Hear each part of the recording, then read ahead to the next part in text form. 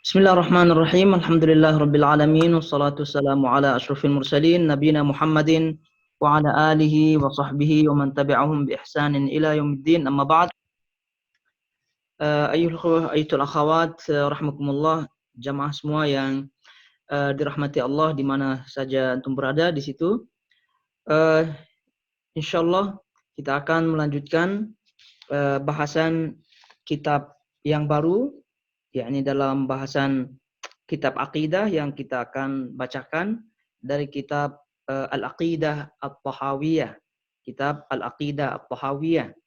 Dan tentunya sebelum kita masuk ke dalam bahasan kitab ini, senantiasa kita bersyukur tentunya kepada Allah Subhanahu wa taala yang masih memberikan kita kesempatan untuk melanjutkan kembali bahasan ilmu kajian ad-din, termasuk yakni kajian akidah ini dalam keadaan yang kita rasakan dan saksikan sekarang ini. Alhamdulillah ala kulli hal. Dan tentunya semoga Allah Subhanahu wa taala tetap memberikan kita taufik untuk semangat dalam menuntut ilmu, semangat dalam mengamalkan ilmu, terutama di bulan Sya'ban ini, dan juga dalam keadaan musibah, wabak, dan seterusnya yang kita hadapi sekarang ini. Taiba ikhwatul akhawat semuanya. Jadi silakan dibuka bukunya atau PDF-nya kalau yang tidak memiliki buku printnya. Jadi silakan buka halaman 1. Nah, buka halaman 1 dan tentunya berkaitan dengan muqaddimah kitab ini.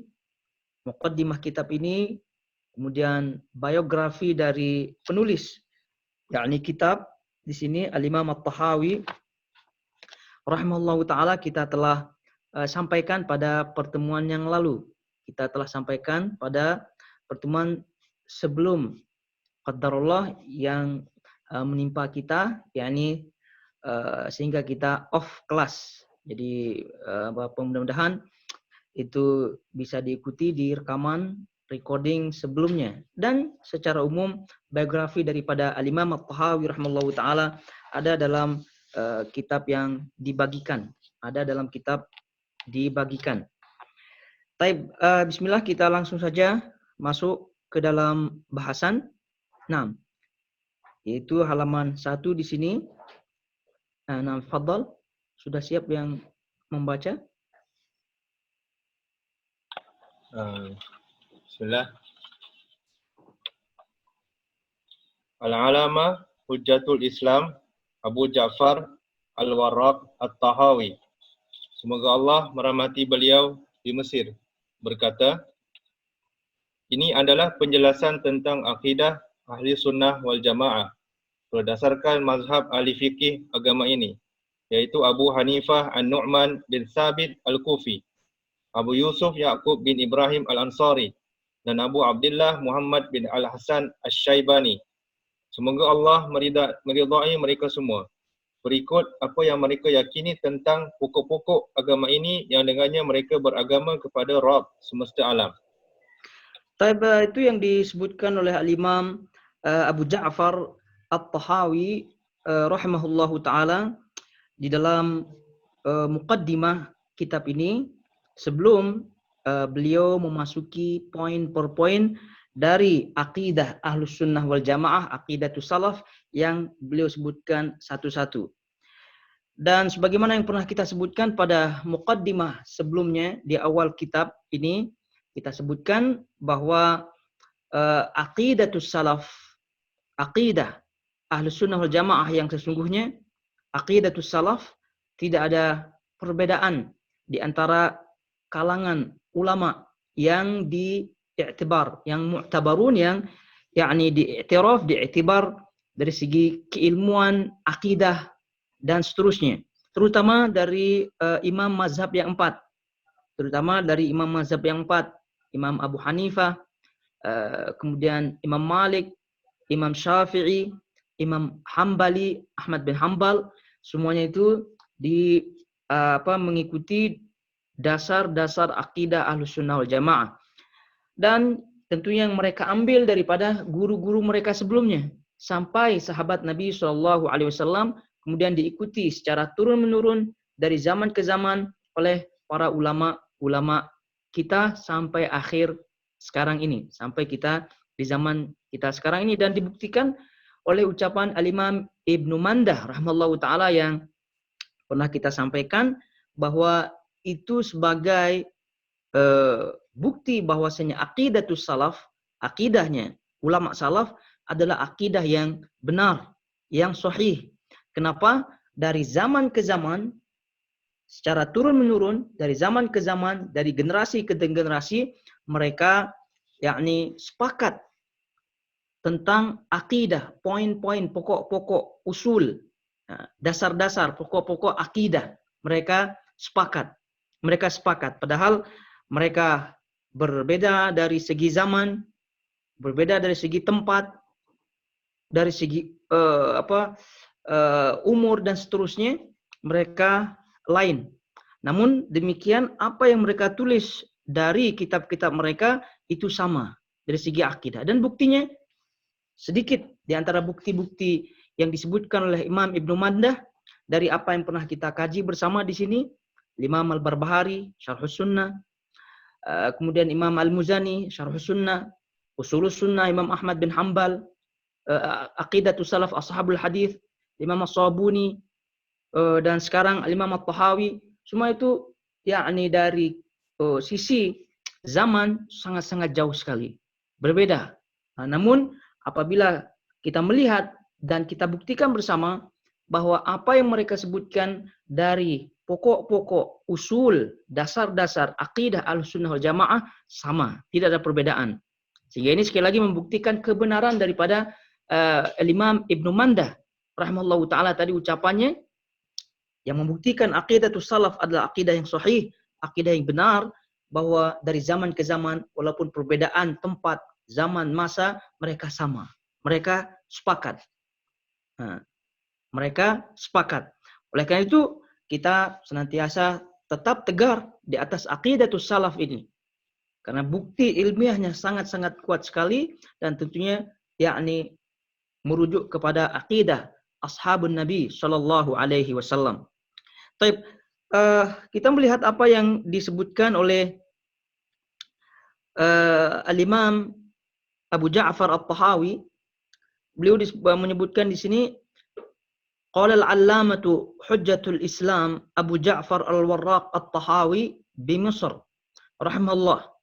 Al-allamah hujjatul Islam Abu Ja'far Al-Warraq At-Tahawi, semoga Allah merahmati beliau, di Mesir. Nah, ini ucapan seperti ini biasanya ditulis oleh yang menulisnya.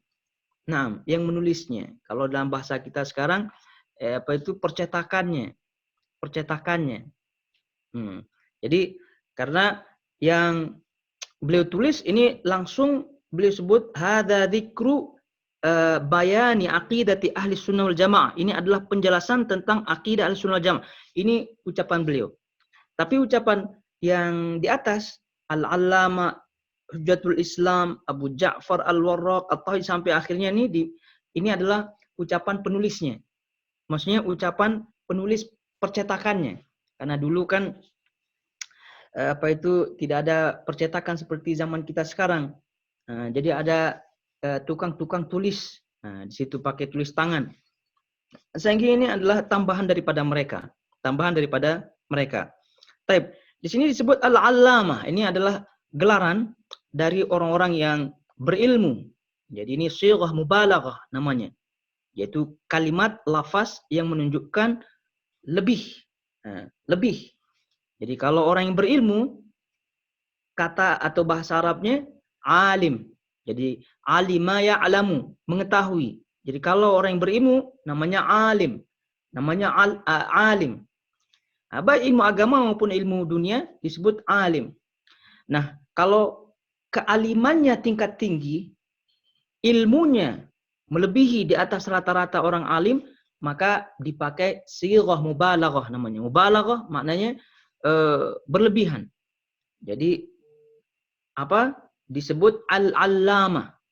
Disebut al-allamah, yaitu ilmunya tingkat tinggi. Maka ini gelaran bagi ulama-ulama yang memiliki ilmu tinggi karya-karya besar, murid-murid besar, begitu. Jadi ini al-allamah. Kemudian Hujjatul Islam. Hujjatul Islam.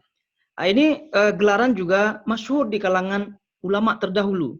Masyhur di kalangan ulama terdahulu. Walaupun ada sebagian yang menyebutkan ini berlebihan. Tapi ini sudah masyhur, tadi kita sebutkan di kalangan ulama terdahulu. Mereka menyebutkan gurunya Hujjatul Islam, jadi hujjah. Jadi kita paham hujjah, Hujjatul Islam. Jadi sebagai dalil, rujukan begitu, rujukan Islam. Ya karena ini berdasarkan keilmuan mereka. Berdasarkan keilmuan mereka dari segi ilmu hadisnya, dari segi ilmu fikihnya, sehingga digelari semacam ini. Nah, jadi banyak ulama-ulama yang digelari Hujjatul Islam. Salah satu di antara yang terkenal di Nusantara adalah Al-Imam Al-Ghazali yang sering disebut Hujjatul Islam, Al-Imam Al-Ghazali. Ala kulli hal, ini adalah yakni gelaran-gelaran, tentunya gelaran-gelaran ini jangan sampai kita yakini berlebihan, maksudnya ketika mendapatkan gelar ini terus maksum, tidak. Nah, tidak ada yang maksum, walaupun digelari seperti ini tidak ada yang maksum, tidak ada yang terlepas daripada kesalahan, kecuali yakni Nabi Shallallahu Alaihi Wasallam tentunya. Taib al-Allamah Hujjatul Islam Abu Ja'far al-Warraq at-Tahawi rahimahullah di Mesir berkata, ini baru ucapan beliau. Taib, kita lihat apa yang disebut oleh beliau. Hadza dzikru bayani aqidati ahli sunnati wal jamaati. Nah, ini kalau yang memiliki apa itu kitabnya, taib di apa? Dhabit istilahnya, ditaruh barisnya supaya lebih jelas. Nah, ditaruh barisnya supaya jelas, kemudian dilihat makna kata per kata. Sehingga ini di samping menambah pemahaman agama dari sisi akidah, juga menambah khazanah keilmuan bahasa Arab. Nah, taib. Hadza dzikru bayani aqidati ahlus sunnati wal jamaah. Ini adalah penjelasan tentang akidah ahlus sunnah wal jamaah. Taib. Jadi sudah jelas maksud daripada Al-Imam At-Tahawi menulis kitab ini, menulis risalah ini adalah untuk menerangkan akidah Ahlussunnah wal Jamaah yang sebenarnya. Dan itu sebagaimana tujuan daripada imam-imam yang lain, sebagaimana yang kita bacakan, kita kaji kitab-kitabnya sebagian di majelis kita ini, mereka tujuannya adalah untuk menerangkan akidah. Mereka menulis untuk menerangkan akidah Ahlussunnah wal Jamaah kepada umat. Dan itu menunjukkan bagaimana hirs, semangat mereka rahimahullahu taala untuk menyebarkan agama ini, menyebarkan akidah yang sahihah yang ini. Dan dari sini juga diketahui bahwasanya kita juga harus semangat untuk menerangkan akidah kepada umat, untuk tetap semangat, tetap istiqomah dalam mempelajari akidah, tidak futur, tidak bosan, tidak malas dalam mempelajari akidah ini, karena akidah ini adalah usul, yaitu pokok dasar, fondasi. Jadi apabila fondasinya kuat, maka insya Allah yang lain bangunannya akan kuat. Nah, jadi kata beliau ini adalah penjelasan tentang akidah Ahlussunnah wal Jamaah. Jadi sekali lagi semangatnya beliau dan juga semangatnya ulama-ulama kita yang menulis masalah akidah usuluddin ini harus kita fahami, harus kita ambil semangatnya untuk kita selanjutnya menyemangatkan kita dalam mempelajari dan seterusnya menyebarkan akidah as-sahihah di tengah-tengah merajalelanya, tersebarnya akidah fasidah, akidah yang rusak, akidah batilah, akidah yang batil. Dan bahkan penyebaran akidah yang batil ini, akidah yang rusak ini melebihi penyebaran COVID-19 yang kita rasakan sekarang ini. Dan sekali lagi juga bahwa bahaya, mudaratnya akidah yang batil, akidah yang rusak itu lebih mudarat, lebih bahaya daripada bahayanya virus-virus yang lain. Karena sebagaimana kita ketahui yang namanya virus itu memakan atau mematikan badan saja. yaitu dari segi dunia saja. Adapun akidah yang batil, akidah yang fasid, ini tentu tidak diragukan lagi akan memakan dan mematikan akhirat seseorang. Walaupun jasadnya mati, tapi yang namanya akidah itu tetap akan merajalela. Oleh karena itu, semangat kita dalam mempelajari akidah jangan sampai padam. Jangan sampai sirna, na'udzubillah min dzalik. Jangan sampai kita bosan. Jadi sekali lagi, inilah penjelasannya. Dan penjelasan ini sebagaimana penjelasan ulama-ulama sebelumnya. Taib. Hadza dzikru bayani aqidati ahli sunnati wal jamaah. Ini adalah penjelasan tentang akidah ahli sunnati wal jamaah. Apa maksud daripada akidah? Pernah kita sebutkan pada pertemuan yang lalu dan juga pertemuan sebelumnya. Dari segi bahasa, dari segi istilah, yaitu akidah dari segi bahasa yaitu ikatan. Akidah dari segi istilah yang pernah kita sebutkan adalah ikatan dalam hal ini keyakinan yang jazim, keyakinan yang pasti tentang tauhid Allah Subhanahu wa taala, baik dari segi uluhiyah, dari segi rububiyah, dari segi uluhiyah, dari segi asma was sifat. Dari segi asma was sifat. Kemudian pernah kita sebutkan perbedaan antara akidah dengan tauhid pada pertemuan yang lalu. Kemudian ahli sunnah wal jamaah. Ahli yang dimaksud di sini adalah sahib, orangnya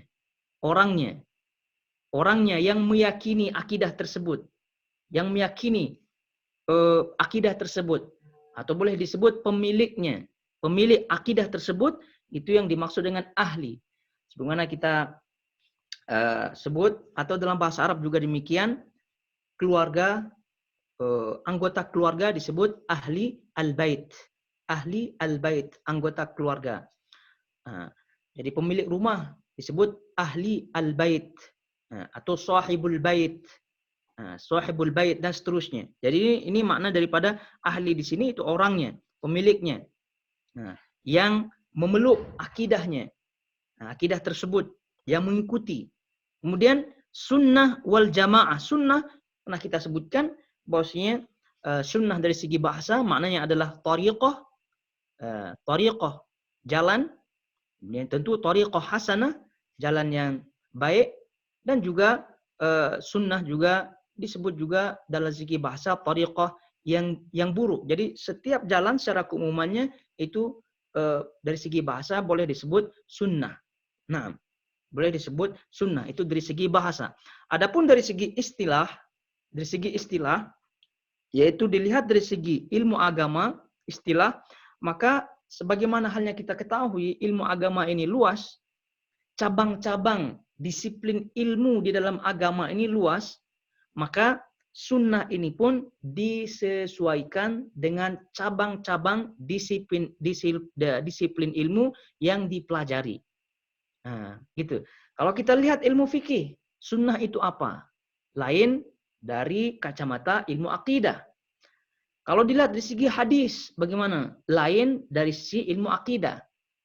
Oleh karena itu, poin bahasan kita di sini, sunnah yang kita maksudkan di sini sunnah menurut akidah. Sunnah menurut akidah. Kalau sunnah menurut fikih tadi lain.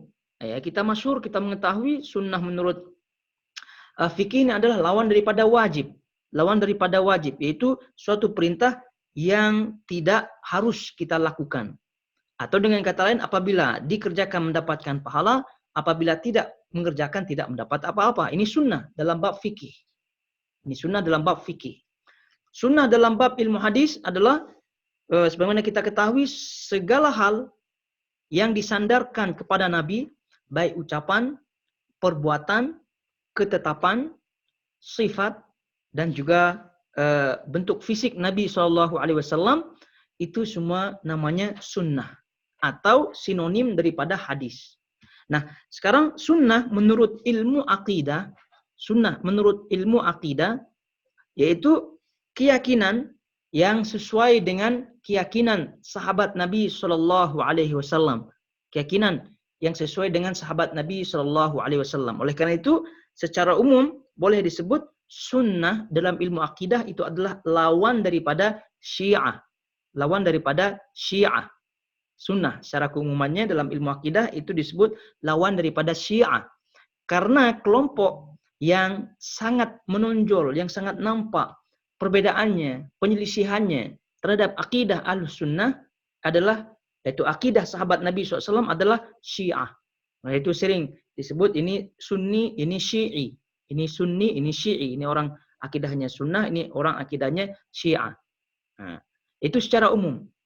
Nah, adapun secara khusus adalah mereka-mereka yang meyakini akidahnya para sahabat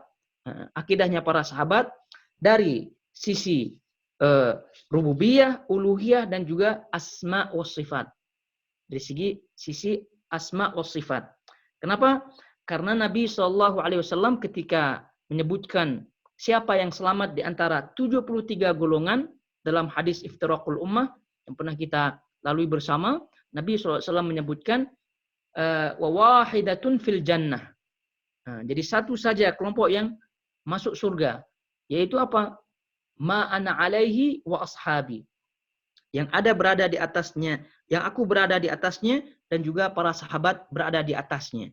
Oleh karena itu, semua apa saja ya akidah terutama dalam hal ini yang berada di atasnya Nabi, kemudian diteruskan oleh para sahabat, itulah dia sunnah. Itulah dia sunnah.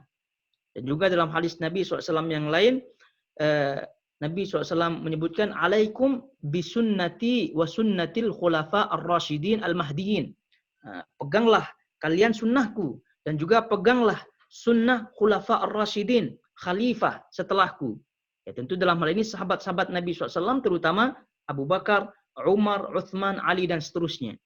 Nah, oleh karena itu segala hal yang menyelisihi akidah para sahabat, ya, menyelisihi akidah para sahabat itu tidak digolongkan Ahlus Sunnah wal Jamaah. Tidak digolongkan Ahlus Sunnah wal Jamaah dalam bab ini. Oleh karena itu, misalnya ada kelompok yang menyelisih akidah Ahlus Sunnah wal Jamaah dari sisi asma wa sifat, seperti Asy'ariyah, Maturidiyah, dan yang lain-lain, maka ini tidak digolongkan Ahlus Sunnah. Ahlus Sunnah dari segi detailnya, ya, dari segi kekhususannya. Tapi kalau keumumannya masuk apa tidak Ahlus Sunnah Jamaah? Masuk. Karena tadi kita sebutkan dari sisi umum, sunnah itu menurut istilah adalah lawan daripada Syiah. Lawan daripada Syiah. Maka selain Syiah, Maturidiyah, Asy'ariyah, Mu'tazilah dan seterusnya itu masuk ke dalam kategori Ahlus Sunnah wal Jamaah. Karena apa? Definisi umum daripada sunnah ini adalah lawan daripada Syiah. Ini kalau dilihat dari segi definisi umumnya. Tapi kalau dilihat dari segi definisi khususnya, maka siapa saja, kelompok apa saja yang menyelisih akidah Ahlus Sunnah wal Jamaah, maka dia tidak dikatakan Ahlus Sunnah. Oleh karena itu dalam bab ini, dalam definisi sunnah secara khusus, maka tidak disebut sunnah Asy'ariyah, Maturidiyah, Mu'tazilah, apalagi Syiah, Jabariyah, Jahmiyah dan seterusnya yang menyelisih tidak termasuk. Nah, itu sunnah dari segi kekhususannya. Kemudian dilihat dari segi makna selanjutnya, aqidah ahli sunnah wal jamaah. Wal jamaah.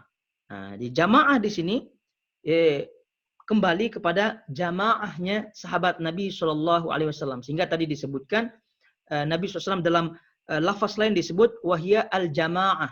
Nah, dalam riwayat lain, lafaz lain Nabi SAW menyebutkan al-jamaah, yaitu kembali kepada jamaahnya sahabat Nabi SAW.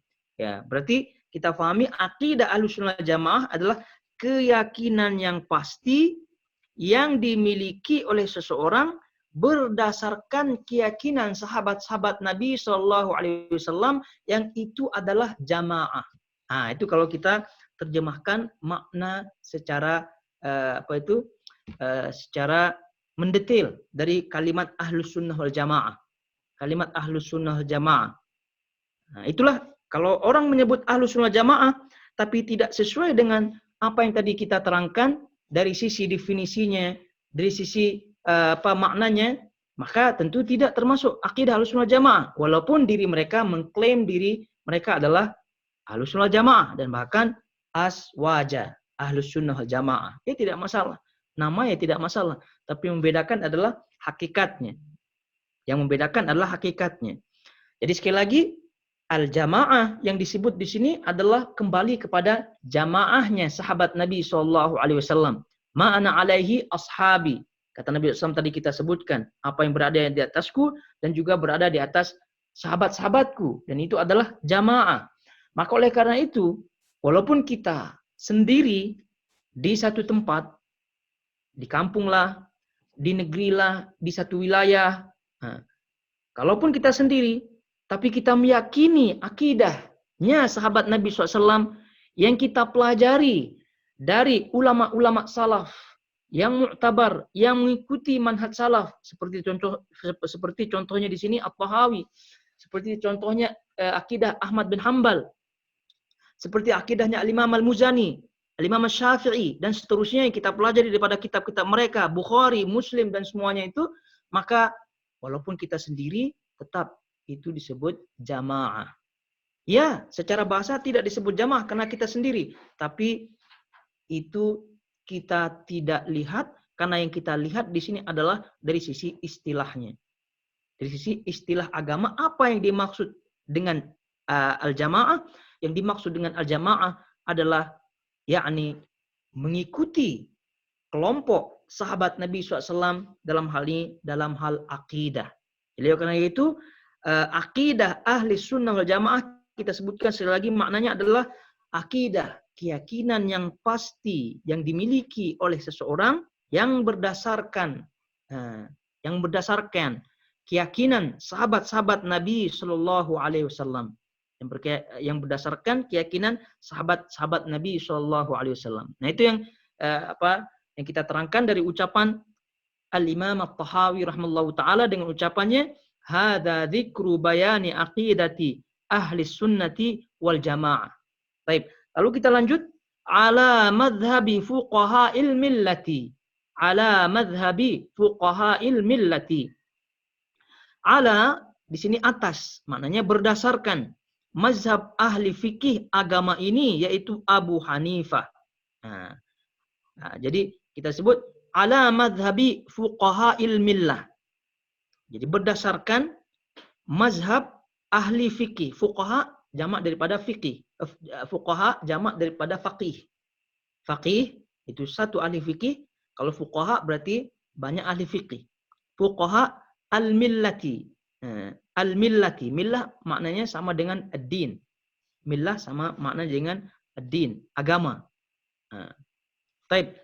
Siapa mereka yang dimaksud di sini? Yang terkhusus atau yang dimaksudkan secara khusus, mazhab yang khusus, ahli fikih dalam agama yang khusus yang dimaksudkan oleh Al-Imam At-Tahawi di sini siapa?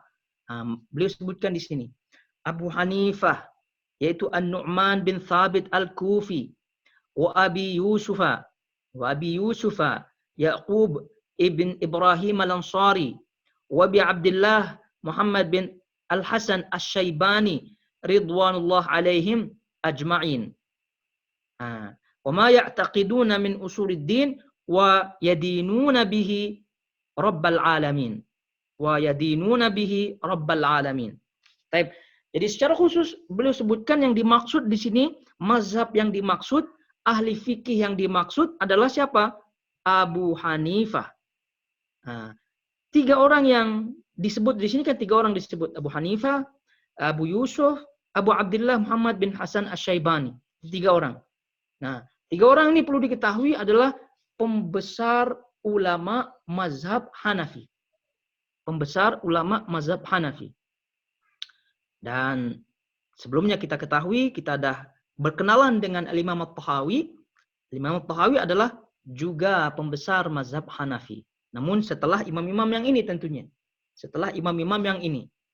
Nah, walaupun pada sebelumnya secara fikih, secara mazhab fikih, secara pendapat fikih, beliau awalnya belajar mazhab Syafi'i dari paman beliau yaitu Al-Imam Al-Muzani. Tapi sepertinya beliau lebih cenderung, lebih memilih kepada mazhab Hanafi. Lebih cenderung kepada mazhab Hanafi. Sehingga karena beliau Masya Allah diberikan kepandaian oleh Allah Subhanahu wa Ta'ala, smart dalam bab hadis, dalam bab fikih, maka beliau pun menjadi al-allamah di mazhab Hanafi. Sehingga tidak heran karena beliau bermazhab Hanafi. Ingat, ini mazhab yang kita maksud dalam mazhab fikih. Mazhab fikih. Karena beliau bermazhab fikih Hanafi, maka tidak heran beliau banyak merujuk kepada imam-imam dalam mazhab Hanafi ini. Nah, baik dari segi akidah, apalagi dari segi fikih. Nah, dan kembali kita ingatkan, inilah dia, yakni murid sejati. Inilah dia pengikut sejati. Nah, bentuk pengikut sejati seperti ini. Sebagaimana halnya Imam Al-Muzani rahimahullahu ta'ala mengikuti Imam Syafi'i dari segi mazhab, beliau pun mengikuti Imam Syafi'i dari segi akidah. Begitu juga Imam At-Tahawi rahimahullahu ta'ala. Ini yang tadi kita sebutkan, murid sejati. Pengikut sejati, pengikut mazhab sejati seperti ini. Murid sejati, yaitu mengikuti gurunya dari segi furu' cabang, yaitu fikih, dan juga apalagi harus mengikuti gurunya dari segi usul, pokok, dasar agama, yaitu akidah. Nah, ini dia contoh Al-Imam At-Tahawi. Dan sebelumnya contoh Al-Imam Al-Muzani rahimahullahu ta'ala. Secara fikih bermazhab Hanafi, secara akidah mazhabnya pun Imam Hanafi. Al-Imam Al-Muzani kita pernah sebutkan secara fikih Imam Syafi'i, mazhab Syafi'i, secara akidah pun Imam Syafi'i. Nah, tidak seperti di kalangan kita sekarang ini, di Nusantara kita, yang kita kenal dengan ucapan mazhabnya adalah Syafi'i, akidahnya adalah Asy'ari, akidahnya Asy'ari dan juga Maturidi. Ini namanya murid apa? Tidak hakiki. Nah, bahasa halusnya. Tapi bahasa kasarnya kalau boleh kita sebut murid durhaka, begitu. Ya. Kenapa di bab furu' mengambil begitu kepada Imam Syafi'i, tapi bab usul yang semestinya harus begitu? Karena itu usul adalah fondasi, kenapa harus mengambil dari ulama-ulama yang lain, dan bahkan ulama tersebut yakni jauh zamannya daripada Imam Syafi'i. Dan ini sekali lagi sangat-sangat menyelisihi akal sehat. Sekali lagi inilah yang disebut oleh Imam At-Tahawi rahimahullahu ta'ala dalam bab furu', yaitu bab fikih, mengambil Imam Hanafi. Dan juga sahabat-sahabatnya. Begitu juga dengan akidah. Sehingga beliau rahimahullahu ta'ala bangga. Begitu. Tanpa ragu menyebutkan poin-poin akidah Ahlus Sunnah yang beliau tulis di dalam risalah kitabnya ini berdasarkan akidah mereka-mereka yang bermazhab Hanafi. Jadi beliau sebutkan berdasarkan mazhab ahli fikih agama ini.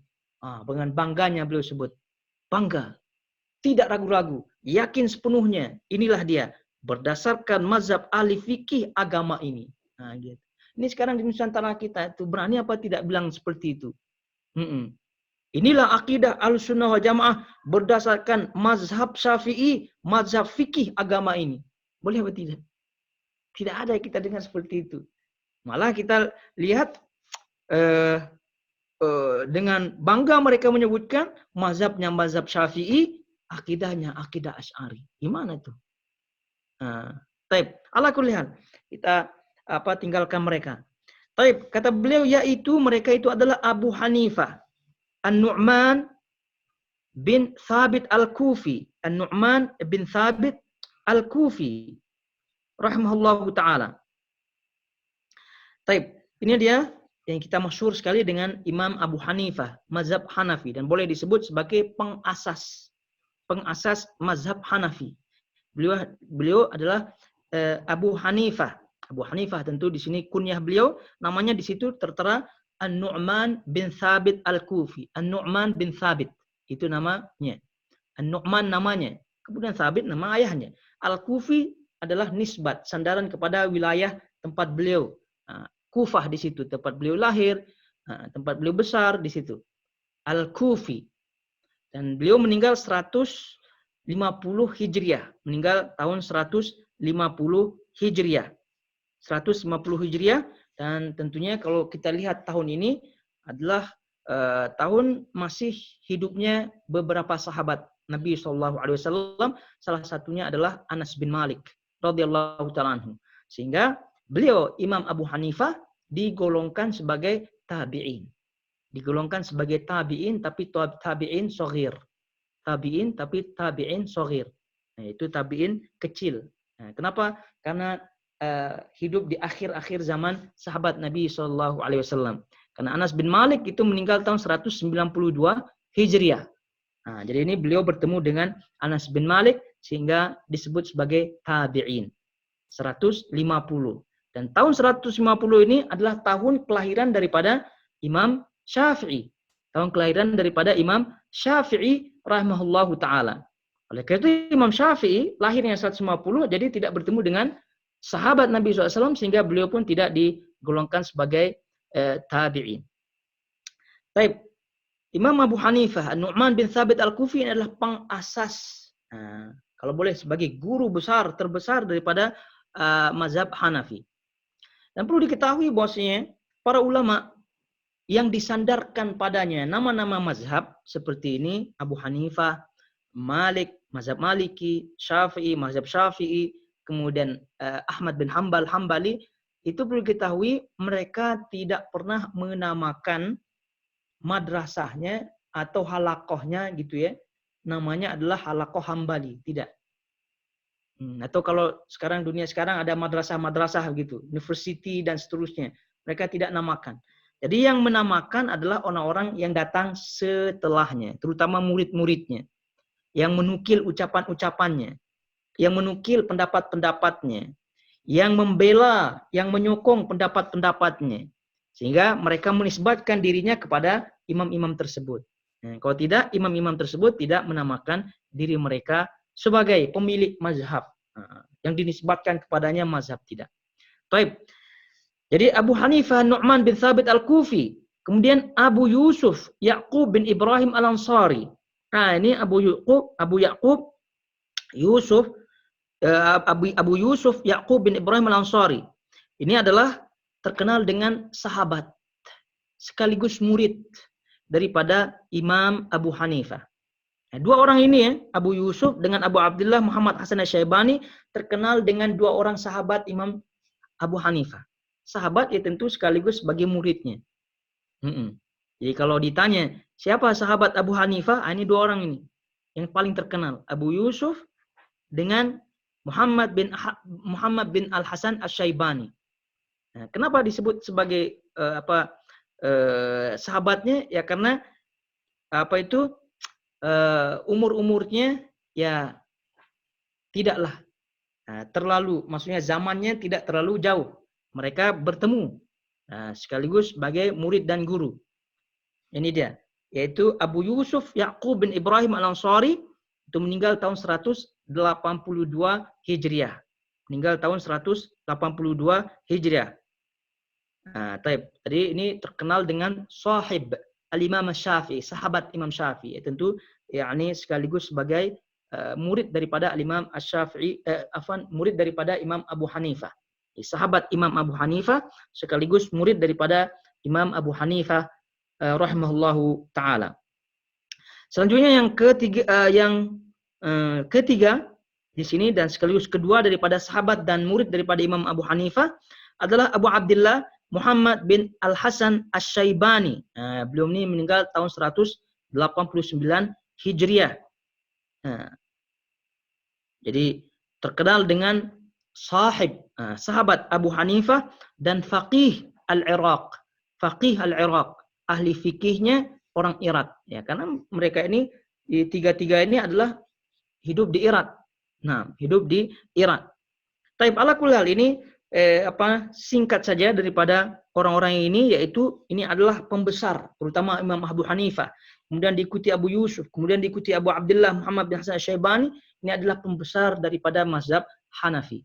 Dan kesemuanya ini sama akidahnya. Oleh itu Al-Imam At-Tahawi dengan bangga, tanpa ragu, pasti gitu, dengan keyakinan yang pasti menyebutkan berdasarkan ini adalah penjelasan tentang akidah Ahlus Sunnah wal Jamaah berdasarkan mazhab ahli fikih agama ini, yaitu Abu Hanifah Nu'man bin Thabit Al-Kufi, Abu Yusuf Ya'qub bin Ibrahim Al-Ansari, dan Abu Abdullah Muhammad bin Al-Hasan Asy-Syaibani. Ridwanullah alaihim ajma'in, semoga Allah meridai mereka semua. Nah, ini tentu istilah juga. Nah, jadi kalau kita melihat ulama kita zaman sekarang mengistilahkan kalau sahabat itu radhiyallahu taala anhum. Radhiyallahu taala anhum. Karena ini berdasarkan ayat was-sabiqunal awwalun minal muhajirin wal ansar walladzina tabauhum bi ihsanin radhiyallahu anhum. Jadi waradu'an. Jadi dalam ayat itu atau ayat 100 menyebutkan Allah meridhai mereka dan mereka meridhai Allah. Nah, berdasarkan ini maka sahabat-sahabat Nabi SAW diistilahkan oleh sebagian besar ulama kita sekarang ini di zaman kita sekarang itu dibedakan antara sahabat dengan selain sahabat. Kalau sahabat disebut radhiyallahu taala anhu atau radhiyallahu anhu atau anhum kalau mereka banyak. Tapi kalau selain sahabat, tabi'in dan seterusnya itu disebut rahimahullahu taala. Ini istilah saja. Istilah saja. Kalau boleh apa tidak selain sahabat kita sebut radhiyallahu taala anhu, boleh apa tidak? Boleh karena itu adalah doa. Doa. Nah, semoga Allah meridainya. Tidak ada salah doa. Namun itu adalah istilah para ulama kita zaman sekarang ini untuk membedakan antara ini sahabat, ini tidak sahabat begitu. Nah, supaya jelas kalau disebut radhiyallahu anhu, jadi kita tidak perlu bertanya ini sahabat apa tidak begitu. Untuk lebih melihat perbedaan antara sahabat dan juga yang selain sahabat. Taib. Jadi kata beliau rahimahullahu taala semoga Allah meridhai mereka semua. Kemudian wa ma ya'taqiduna min usuluddin wa yadinuna bihi rabbal alamin. Kata beliau berikut apa yang mereka yakini dan apa-apa yang mereka yakini maksudnya di sini adalah ini adalah penjelasan akidah Ahlussunnah wal Jamaah berdasarkan mazhab ahli fikih dan juga penjelasan. Nah, gitu. Jadi kalau mau merangkai kalimatnya supaya jelas dan juga penjelasan dari apa yang mereka yakini tentang pokok-pokok dasar-dasar agama ini yang dengannya mereka beragama kepada Rabb semesta alam. Yang dengannya mereka yakini, yang dengannya mereka beribadah. Mendasari akidah mereka kepada Allah Subhanahu wa taala. Ini dia yang disebut oleh Al-Imam Abu Ja'far At-Tahawi. Maka sekali lagi kesimpulannya berkaitan dengan mazhab fikih, ilmu fikih yang itu merupakan furu', merupakan cabang, maka silahkan. Seorang itu memilih mazhab Syafi'i, seorang itu memilih mazhab Maliki, seorang itu memilih mazhab Syafi'i, mazhab Hambali, mazhab Bukhari, mazhab Muslim, apalagi. Yang lain-lain daripada imam-imam yang muktabar keilmuannya silahkan mengikutinya. Mazhab Mufti silahkan mengikutinya. Tidak masalah dalam bab furu'. Tapi dalam bab usul maka seharusnya dan wajib bagi seorang merujuk kepada aqidatus salaf. Aqidatus salaf. Dan yakinlah bahwa seluruh ulama mazhab yang 4 itu semua berdasarkan dalam bab usul, dalam bab pokok dasar-dasar agama akidah mereka sama. Dan itu yang disebut oleh Syekhul Islam Ibnu Taimiyah rahimahullahu taala. Itu yang disebut Ibnu Taimiyah rahimahullahu taala ketika beliau ditanya, bagaimana i'tiqad Asy-Syafi'i? Bagaimana keyakinan Imam Asy-Syafi'i? Akidah Imam Syafi'i bagaimana? Beliau pernah ditanya. Jawaban beliau, i'tiqadu Syafi'i radhiyallahu anhu wa i'tiqadu salafil ummah wa i'tiqadi salafil ummah kamalik wa Thawri wal Auza'i wa Ibnul Mubarak wa Ahmad bin Hanbal wa Ishaq bin Rahawayh huwa i'tiqad masyayikh al-muqtada bihim kal Fudail bin Iyad wa Abi Salman ad-Darani wa Sahal bin Abdullah at-Tusturi wa ghairihim. Fa innahu laysa baina haula al-ammah wa amthalihim niza'un fi usuluddin. Ketika ditanya apa akidah Imam Syafi'i, beliau menjawab akidah Imam Syafi'i kata beliau adalah akidah Imam Syafi'i sama dengan akidah salaf. Akidah ulama-ulama salaf ummah sebelumnya, sebelum Imam Syafi'i seperti Imam Thawri, Sufyan Thawri, Auza'i, Mubarak, Muhammad bin Hanbal dan seterusnya tadi yang saya sebutkan namanya. Kata beliau, fa innahu laisa baina haula'il ammah wa amsalihim niza'un fi usuluddin. Karena tidak ada perbedaan, tidak ada khilaf di antara ulama-ulama tersebut yang tadi disebutkan, tidak ada khilaf dalam usuluddin. Tidak ada khilaf dalam akidah. Nah, pokok-pokok agama. Lalu kata beliau melengkapi jawabannya, wa kadzalika Abu Hanifah. Demikian juga halnya dengan Imam Abu Hanifah. Yang sekarang kita sebutkan tadi. Demikian juga Imam Abu Hanifah. Fa innal i'tiqad ats-tsabit anhu. Nah, karena keyakinan yang tetap dari beliau, keyakinan yang sahih dari beliau, maksudnya riwayat yang sahih, keyakinan yang riwayat yang sahih dari beliau adalah dalam bab tauhid, dalam bab qadar, nahwu dzalik, dan yang lain-lain daripada masalah akidah, muwafiqun li'tiqadi haula, sesuai, sama dengan keyakinan akidah mereka yang tadi disebutkan. Syafi'i, Ahmad bin Hanbal, Maliki, Sufyan ats-Tsauri, Auza'i, dan seterusnya yang tadi disebutkan, sama dengan Imam Abu Hanifah. Jadi Imam Abu Hanifah tidak berbeda, tidak khilaf akidahnya dengan akidah yang tadi ulama yang tadi kita sebutkan. Kata beliau, wa'tiqadu haula huwa ma kana alaihi as-sahabah wat tabi'una lahum bi ihsan wa huwa ma nataqa bi al-kitab was sunnah. Dan keyakinan ulama-ulama tersebut yang tadi disebutkan, ulama mazhab yang 4 dan juga yang lain-lain dari disebutkan tadi, Tsauri, Malik, Tsauri, Auza'i, dan seterusnya, adalah keyakinan yang ada di atasnya para sahabat. Keyakinan berdasarkan keyakinan para sahabat, kemudian tabi'in, kemudian tabi'in yang mengikuti para sahabat, wa huwa ma nataqa bil kitab was sunnah. Dan juga keyakinan yang disebutkan di dalam Al-Quran dan Sunnah. Dan keyakinan yang disebutkan dalam Al-Quran dan As-Sunnah. Jelas. Ini yang dinyatakan oleh Syekhul Islam Ibnu Taimiyah rahimahullahu ta'ala.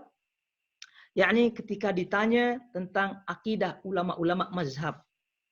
Seperti Syafi'i dan seterusnya yang tadi kita sebutkan. Oleh karena itu, jangan ragu-ragu dalam meniti akidah Ahlus Sunnah wal Jamaah, aqidatus salaf yang sebenarnya. Dan juga di dalam bab akidah, dalam bab tauhid, harus ekstra hati-hati di dalam memilih kitab, ekstra hati-hati dalam memilih guru. Karena kalau tidak, maka dikhawatirkan akan menyimpang dari jalan aqidatus salaf, ashabul hadis, yaitu aqidah Ahlus Sunnah wal Jamaah. Dengan demikian, itu yang bisa disampaikan berkaitan dengan muqaddimah yang disebut oleh Al-Imam At-Tahawi rahimahullahu ta'ala. Kemudian sekarang kita akan masuk poin per poin. Nah, kita akan masuk poin per poin. Semoga apa yang tadi disampaikan itu bisa difahami dan menguatkan semangat untuk tetap yakni belajar akidah, belajar tauhid sebagaimana yang pernah kita sampaikan pada keterangan-keterangan sebelumnya.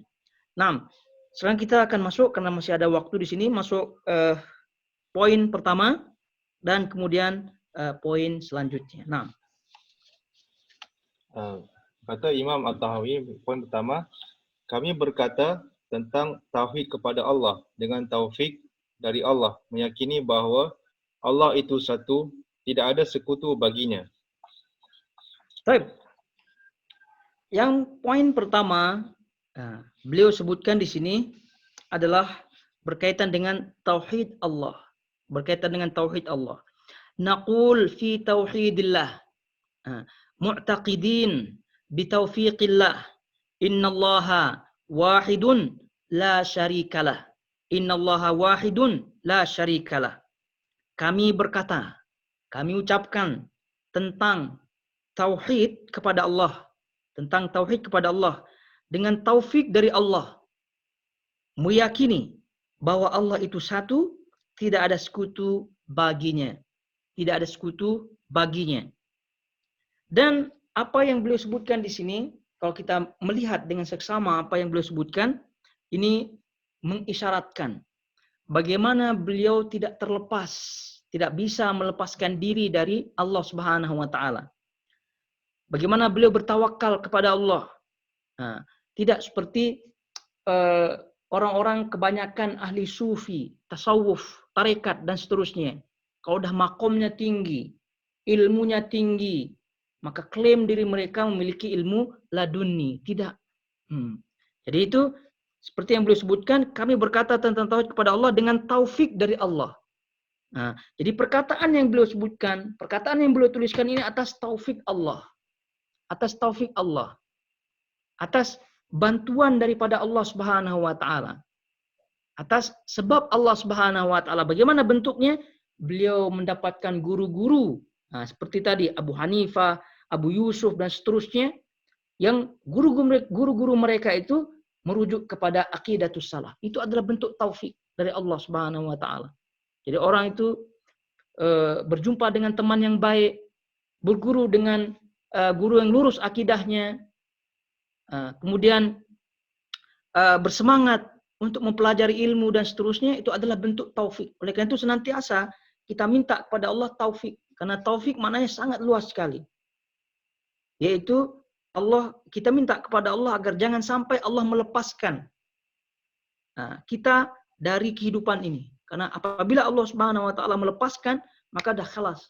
Kita tidak akan menjadi apa-apa di sisi Allah. Karena ketika kita beribadah, ketika kita mencari kebenaran, ketika kita akan mengikuti kebenaran, itu semua adalah atas karunia dan petunjuk Allah Subhanahu wa taala. Kalau maka terlepas. Nah, itu pentingnya kita meminta taufik dari Allah Subhanahu wa taala. Ini kata beliau, kami berkata tentang tauhid kepada Allah dengan taufik dari Allah. Nah, ini tadi disebut akidah, ini adalah tauhid. Tauhid. Jadi tauhid sebenarnya kita ketahui dari segi bahasa maknanya wahada yuwahidu tauhid, yaitu menyatukan. Dari segi bahasa maknanya menyatukan. Nah, dari segi istilah maknanya adalah mengesahkan. Nah, menyatukan hati, mengesahkan hati bahwasanya mengesahkan Allah Subhanahu wa taala dari sisi rububiyah, dari sisi uluhiyah, dari sisi asma wa sifat, dan nanti kita akan sebutkan. Baik, kami berkata tentang tauhid kepada Allah dengan taufik dari Allah, yaitu apa? Innallaha wahidun la syarikalah. Innallaha wahidun la syarikalah. Allah bahwasanya kita meyakini Allah meyakini bahwa dengan taufik dari Allah, bahwa kami meyakini bahwa Allah itu satu, tidak ada sekutu baginya. Ini yang beliau sebutkan. Yang poin pertama yaitu innallaha wahidun la syarikalah, bahwa sesungguhnya Allah itu satu, tidak ada sekutu baginya. Tidak ada sekutu baginya. Dengan kata lain, la ilaha illallah. Dengan kata lain syahadat la ilaha illallah. Jadi la ilaha illallah inilah dia sebagaimana yang beliau sebutkan, innallaha wahidun la syarikalah. La ilaha illallah. Nah, kalau kita melihat makna daripada la ilaha illallah sebagaimana kita pelajari bersama, la ilaha illallah di antara rukunnya dibangun di atas dua hal. Yang pertama adalah an-nafi, kemudian yang kedua adalah al-itsbat. An-nafi maknanya adalah menafikan, meniadakan. Al-itsbat maknanya adalah menetapkan. Al-itsbat maknanya adalah menetapkan. Apa yang ditiadakan, apa yang ditetapkan, kita lihat bersama pada kalimat la ilaha illallah. Yang ditiadakan yaitu dengan ucapan, dengan lafaz la, yang ditiadakan adalah ilah, yaitu sesembahan. Ilah maknanya sesembahan. Sesembahan. Apa yang ditetapkan? Illallah. Hanya Allah semata yang ditetapkan. Jadi kita nafikan seluruh sesembahan. Seluruh sesembahan, kemudian kita datang menetapkan yang kita tetapkan adalah Allah Subhanahu wa taala. Nah, tentu sesembahan yang mana kita nafikan? Sesembahan yang mana kita nafikan? Kemudian yang dengannya kita tetapkan Allah Subhanahu wa taala, tentu yang kita nafikan adalah sesembahan yang benar. La ma'buda bihaqqin illallah. Nah, sebagaimana yang ditafsirkan oleh para ulama kita ketika menyebutkan makna la ilaha illallah. Tiada ilah, tiada sesembahan yang berhak disembah. Gitu. Yang berhak disembah kecuali Allah. Kecuali Allah. Yang lain-lainnya itu kalaupun mereka klaim dirinya, klaim sesembahan mereka berhak disembah, namun itu dinafikan. La ilaha illallah. Nah, itu yang beliau sebutkan di sini, innallaha wahidun la syarikalah. Sesungguhnya Allah itu satu, esa, dan tidak ada sekutu baginya. Tidak ada sekutu baginya. Ya, kemudian kalau kita lihat yakni ini adalah tauhid Allah, yakni keimanan kepada Allah Subhanahu wa taala sebagaimana pernah kita sebutkan, mengandung beberapa hal, ya, mengandung beberapa hal. Yang pertama adalah beriman, mentauhidkan Allah dari segi wujud Allah, keberadaan Allah, kemudian ditambah lagi dengan tauhid yang tiga, yaitu mentauhidkan Allah dari segi rububiyah, mentauhidkan Allah dari segi uluhiyah, mentauhidkan Allah dari segi asma was sifat. Mentauhidkan Allah dari segi asma was sifat. Dan tentunya di sini ucapan beliau, innallaha wahidun la syarikalah. Allah itu satu, tidak ada sekutu baginya. Maknanya di sini lebih fokus kepada tauhid uluhiyah dan juga fokus kepada tauhid asma was sifat. Karena kalau tauhid rububiyah, kaum musyrikin secara keumumannya meyakini, mengakui bahwasanya Allah itu dari segi rububiyahnya ada. Mereka mengakui bahwasanya yang menciptakan Allah, yang mematikan Allah, yang kasih rezeki Allah. Ya, tapi ini namanya rububiyah. Tidak memasukkan orang ke dalam Islam. Nah, tapi yang memasukkan seorang ke dalam Islam adalah uluhiyah. Kemudian dipastikan dengan asma wa sifat untuk membedakan dia dengan yakni firqah-firqah yang lain, kelompok-kelompok yang lain. Nah, dari segi orang-orang musyrik, kemudian Asy'ariyah, Maturidiyah, Mu'tazilah, Jahmiyah, dan seterusnya. Baik. Jadi innallaha wahidun la syarikalah. Allah itu satu, tidak ada sekutu baginya. Dan berkaitan dengan tauhid uluhiyah, tentunya kita ketahui bersama, itu adalah pokok utama atau poin utama diutusnya para anbiya. Diutusnya para anbiya. Jadi kalau hanya menetapkan tauhid rububiyah, tidak perlu diutus atau diturunkan para rasul, para anbiya, tidak perlu. Karena secara naluri, secara manusiawi, manusia itu mengakui pasti ada sang pencipta. Nah, begitu. Nah, tapi untuk menunjukkan jalan bagaimana cara beribadah agar tidak berbuat syirik dan seterusnya, itu perlu diutusnya para anbiya dan para rasul. Dan itu yang dinyatakan oleh Allah Subhanahu wa taala dalam banyak ayatnya yang menerangkan tentang tujuan diutusnya para rasul, yaitu untuk menerangkan tauhid uluhiyah. Tauhid uluhiyah. Sebagaimana yang disebutkan dalam surah An-Nahl ayat 36, An-Nahl ayat 36 kaitannya dengan tujuan para anbiya, para rasul diutus oleh Allah Subhanahu wa taala, wa laqad ba'atsna fi kulli ummatin rasula an i'budullah wajtanibut taghut. Sungguh kata Allah Subhanahu wa taala, kami telah mengutus pada setiap umat seorang rasul untuk menyeru, mendakwahkan, mengajarkan mereka apa? U'budullah, sembahlah Allah. Tauhidkanlah Allah, sembahlah Allah. Wajtanibu at-taghut, dan jauhi at-taghut, yaitu sesembahan selain Allah Subhanahu wa taala. Ini juga makna kalimat la ilaha illallah yang ada padanya an-nafi, menafikan selain sesembahan selain Allah, kemudian menetapkan Allah Subhanahu wa taala sebagai sesembahan yang hakiki. Baik, itu tauhid uluhiyah. Kemudian juga kita tidak pernah melepaskan tauhid asma was sifat. Karena kandungan daripada tauhid tadi kita sebutkan ada 3, rububiyah, uluhiyah, dan asma was sifat. Jadi tidak sempurna tauhid seseorang apabila belum meluruskan tauhid yang 3. Tauhid yang 3. Rububiyahnya oke, harus diikuti dengan uluhiyah. Uluhiyahnya oke, harus diikuti dengan asma wa sifat. Karena ketiga tauhid ini satu sama lainnya berkaitan. Satu sama lainnya berkaitan. Kalau satu terputus, maka yang lain pun akan terputus. Yang lain pun akan terputus. Oleh karena itu, dalam hal ini merujuk kepada aqidatus salaf, itu salah satu pentingnya adalah untuk menyempurnakan tauhid kita. Kalau dari segi rububiyah, ya, Alhamdulillah sempurna, tauhid uluhiyah sempurna, tapi jangan-jangan asma sifatnya tidak sempurna. Oleh itu kita merujuk kepada yakni aqidatus salaf, mempelajari kitab-kitab mereka, memahami keterangan-keterangan mereka, sehingga biidznillah kita akan yakni lurus di dalam tauhid dan juga selanjutnya lurus di dalam akidah ini.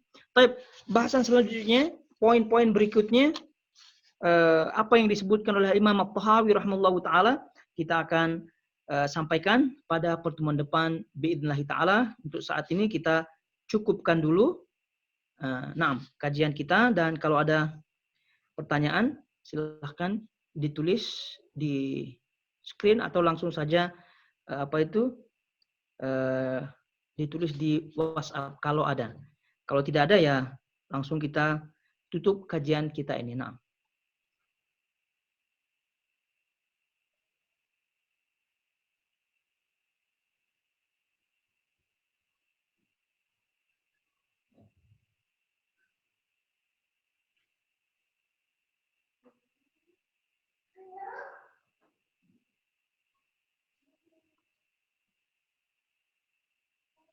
Type. Sepertinya tidak ada nih. Type. Mudah-mudahan semua difahami dan terus semangat, terus mengisi waktu dengan ibadah kepada Allah di waktu-waktu sekarang ini, terutama Sya'ban yang merupakan muqaddimah daripada bulan Ramadan. Taib, ayyuhal ikhwatul akhwat semuanya, hadirin jamaah semua yang dirahmati Allah Subhanahu wa taala dimanapun saja antum berada. Sampai di sini kiranya. Wassallallahu ala nabiyina Muhammad wa ala alihi wa sahbihi wasallam. Wassalamualaikum warahmatullahi wabarakatuh.